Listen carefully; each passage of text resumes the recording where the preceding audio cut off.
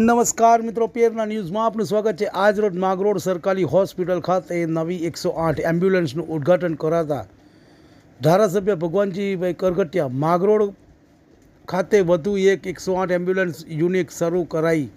ધારાસભ્ય ભગવાનજી કરગટિયા દ્વારા લોકાર્પણ કરાયું હતું। આ 108 માંગરોળ સરકારી હોસ્પિટલમાં ઉપલબ્ધ રહેશે, દર્દીઓને સારવાર માટે રિફર માટે ઉપયોગી થશે।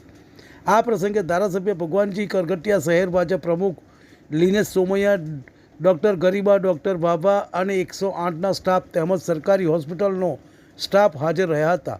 માંગરોળ ધારાસભ્ય ભગવાનજીભાઈ કરગટિયા દ્વારા સરકારી હોસ્પિટલોમાં જૂની ગાડી તાત્કાલિક ઉપયોગી ન થઈ શકી, જેથી નવી એમ્બ્યુલન્સ માટે સરકારમાં રજૂઆત કરી નવી 108 મંજૂર થતાં આજે ઉદ્ઘાટન કરી લોકોની સેવા માટે શરૂ કરવામાં આવી હતી।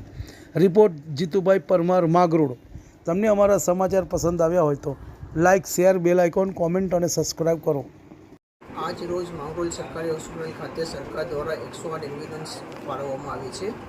માંગરોળને પ્રજાને જે વારંવાર અગવડતા થતી કેશોદ અને જૂનાગઢ જવા માટે એના ભાગરૂપે ભગવાનજીભાઈ માંગરોળ ધારાસભ્ય દ્વારા સરકારને રજૂઆત કરતાં સરકાર દ્વારા 108 એમ્બ્યુલન્સ માંગરોળ સરકારી હોસ્પિટલને આપવામાં આવેલી છે। તેના ભાગરૂપે આ માંગરોળની પ્રજાને જે અગવડતા થતી તે હવે સગવડતામાં બદલી ગઈ છે અને આજ રોજ તારીખ 1/10 માંગરોળ ધારાસભ્ય ભગવાનજીભાઈ દ્વારા તેનું લોકાર્પણ માંગરોળ સરકારી હોસ્પિટલ ખાતે કરવામાં આવેલું છે।